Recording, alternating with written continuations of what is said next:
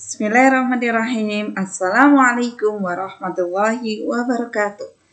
Apa kabar anak-anak? Alhamdulillah, hari ini patut kita syukuri, kita diberi kenikmatan oleh Allah masih bisa merasakan betapa enaknya makanan, betapa indahnya sebuah nyanyian, betapa khusyuknya sholat, dan sebagainya. Nah, kita tampakkan kesyukuran kita dengan rajin belajar. Hari ini kita akan belajar tema 1 tentang indahnya kebersamaan.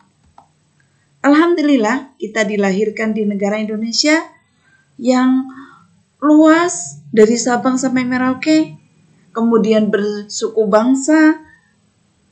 Seperti apa lagunya yang sering kita nyanyikan bersama, kita dengarkan bersama. Silakan anak-anak sambil menyanyi. Satu bangsa, satu bahasa kita, tanah air pasti jaya untuk selama-lamanya. Indonesia pusaka, Indonesia tercinta. Oke. Sudah kita nikmati bersama betapa bahagianya kita dilahirkan di negara Indonesia. Di tema 1 ini kalian akan mempelajari banyak hal tentang negara kita. Ada adat istiadat, ada suku bangsa, ada budaya, ada rumah adat, dan sebagainya.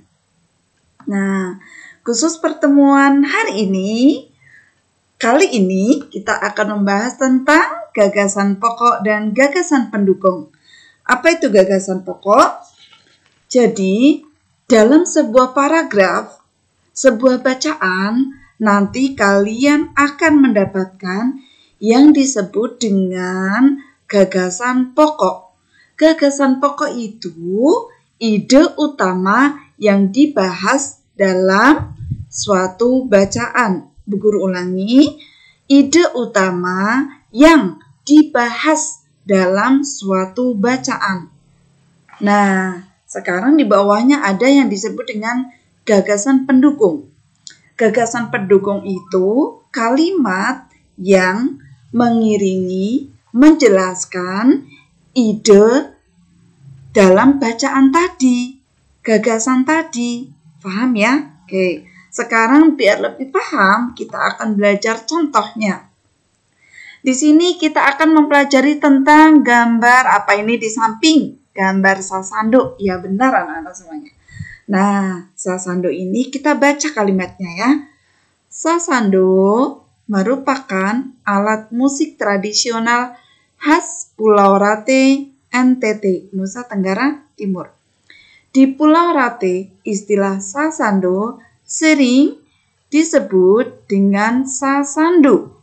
Sasando artinya alat yang bergetar atau berbunyi. Cara memainkan alat musik ini dengan dipetik. Nah, sekarang kita akan cari gagasan pokok dalam paragraf tentang sasando tadi. Sekarang Bu Guru sudah menuliskan di pojokan kanan bawah. Sasando merupakan alat musik tradisional khas Pulau Rate, NTT. Jadi di sini gagasan pokoknya kita temukan ada pada kalimat pertama dalam paragraf tersebut. Nah, biar lebih memahami, kita lanjut slide berikutnya. Masih tentang sasando. Kita baca bersama-sama. Sasando digunakan di kalangan masyarakat Rote sejak abad ke-7. Nah, di sini ada kalimat pendukungnya. Ada gagasan pendukungnya. Sekilas bentuk sasando mirip alat musik petik lainnya. Sasando memiliki bunyi merdu khasnya berbeda. Sekarang kita cari lagi gagasan pokoknya yang mana? Nah, sudah Bu Guru tulis juga di pojok kanan bawah. Sasando digunakan di kalangan masyarakat Rote sejak abad ke-7. Wah, sudah lama sekali ya. Dari paragraf yang contoh kedua ini, apakah anak-anak sudah paham di mana letak gagasan pokoknya? Sudah Bu Guru. Oke, kita lanjutkan. Menarik sekali. Ini gambar Bu Guru ketika jalan ke Istana Pagaruyung di Padang.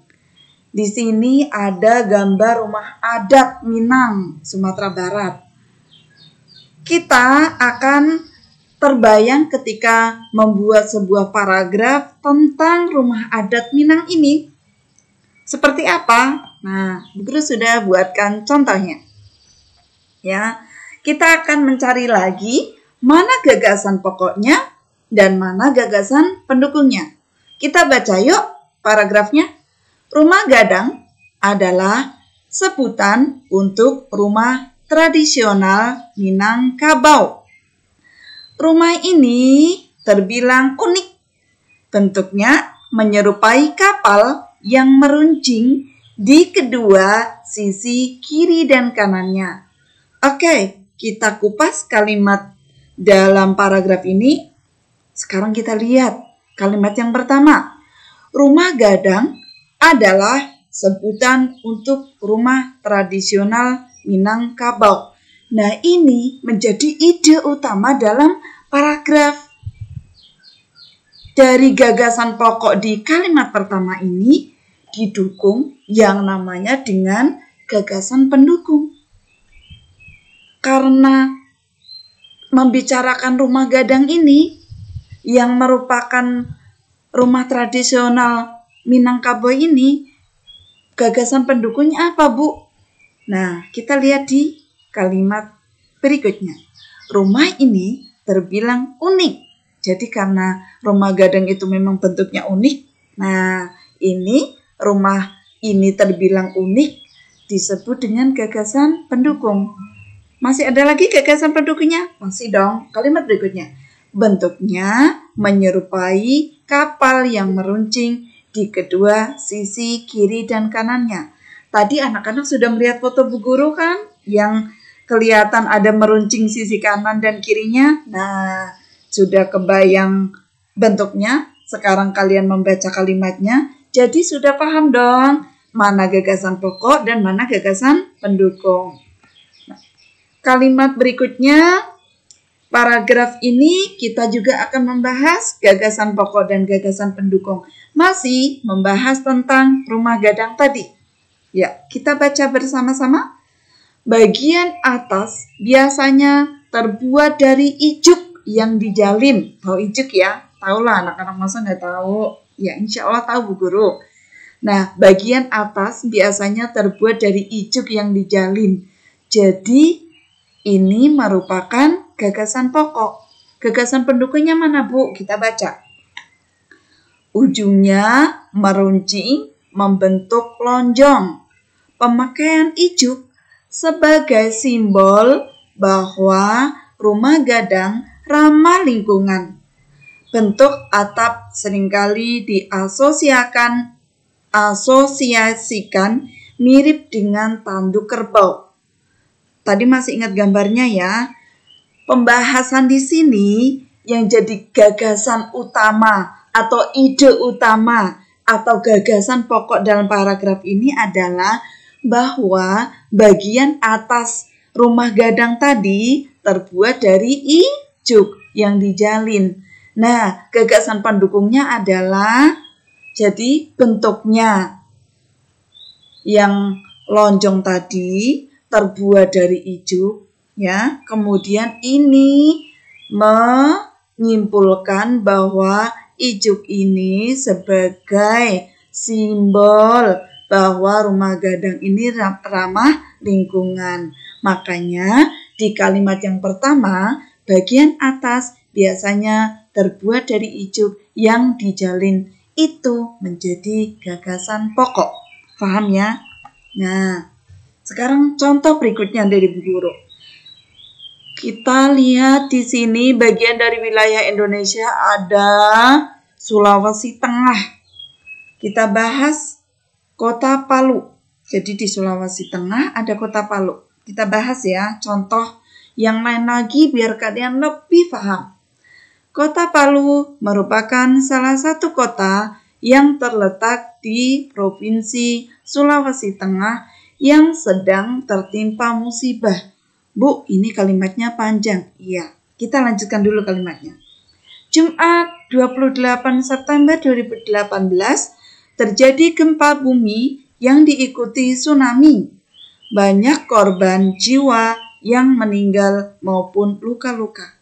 Dari paragraf ini anak-anak kita akan menemukan gagasan pokoknya.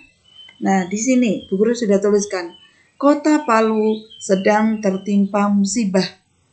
Jadi di sini ada kata Kota Palu. Nah, merupakan salah satu kota yang terletak di Provinsi Sulawesi Tengah. Itu adalah hanya menjelaskan kata Kota Palu saja. Kota Palu mengapa nih dibahas? Karena tertimpa musibah. Sehingga kita bisa mengambil gagasan pokok dalam paragraf ini adalah Kota Palu sedang tertimpa musibah. Paham? Oke.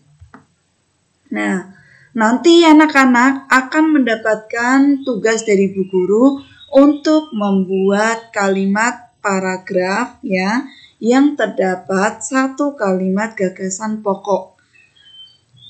Kalimat dalam paragraf tersebut boleh menceritakan rumah adat berdasarkan diagram flyer yang nanti kalian dapat tugas dari masing-masing guru kelas. Nanti Bu Guru akan membagikan juga. Misalnya, anak A dapat Provinsi Sumatera Barat, anak B dapat Sumatera Selatan, dan sebagainya. Nah, paragraf tersebut ditulis dalam sebuah kertas lipat atau kertas origami. Seperti apa? Contohnya begini. Nah, proyek yang nanti kalian kerjakan selama 2 pekan, ya, selama 2 pekan, bukan 2 hari, tapi 2 pekan, proyek kalian adalah membuat diagram flyer. Seperti ini.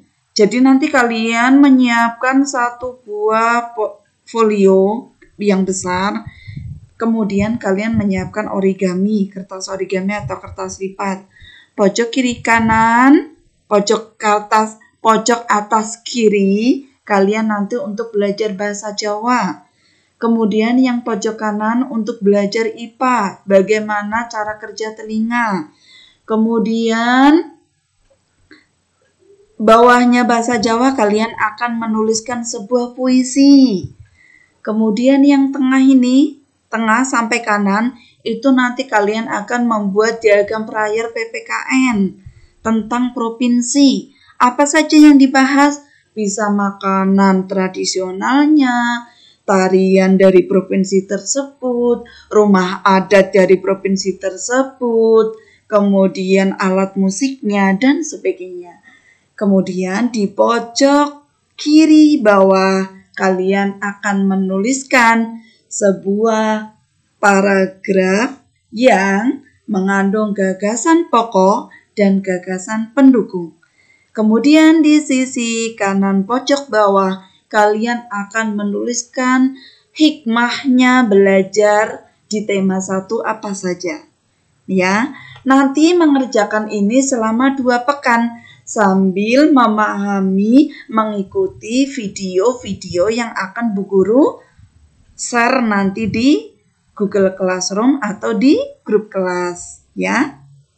Nah, langkah mengerjakannya tadi sudah Bu Guru singgung. Biar lebih memahami lagi, anak-anak silakan melihat. Jadi begini, yang pertama, kalian menyiapkan asturo dan kertas lipat atau origami. Yang kedua, kertas asturo yang besar itu kalian beri garis tepinya. Kemudian yang ketiga, ambil beberapa kertas lipat atau origami, dipotong sesuai dengan keinginan. Misalnya, bentuknya bintang-bintang atau bentuknya lope-lope gitu ya. Nah, kemudian yang kertas origami sudah dibentuk tadi, diberi tulisan gitu ya, atau ditempel dulu, diberi tulisan. Misalnya dalam bahasa Jawa, Sugeng Enjang ditulis di situ, Sugeng Rawuh ditulis di situ. Nah, kemudian kertas-kertas yang sudah ditulis tadi ditempelkan membentuk sebuah bangun datar, misal berbentuk lingkaran atau berbentuk persegi panjang, bentuk apa saja seperti yang kalian inginkan. Nah, setelah kalian tadi ya mengerjakan bahasa Jawa setelah selesai, berikutnya kalian ingin menyelesaikan puisi, Bu? Boleh. Oh, mau IPA-nya dulu, Bu, tentang cara kerja telinga? Boleh. Sehingga dalam waktu 2 pekan kerja kalian selesai. Nah, mungkin bagi yang bingung tadi, yang tentang diagram Fryer, ini contoh yang Bu Guru sertakan di slide ini. Di sini, Bu Guru sertakan satu contoh diagram Fryer tentang Aceh. Di Nangro Aceh Darussalam, oh ada alat apa ini ya? Senjata tradisional, yaitu rencong. Kemudian ada lagu tradisional Bunging Jumpa, ada makanan khasnya, ada tariannya. Nah, tari saman tuh yang disukai anak-anak. Kemudian baju adatnya seperti apa? Rumah adatnya seperti apa? Nah, kalian kalau menggambar boleh, Bu. Menempel-nempel gambar juga boleh. Sesuai dengan tugas yang Bu Guru berikan tadi. Paham ya? Oke, 2 pekan insya Allah kalian akan semangat belajar.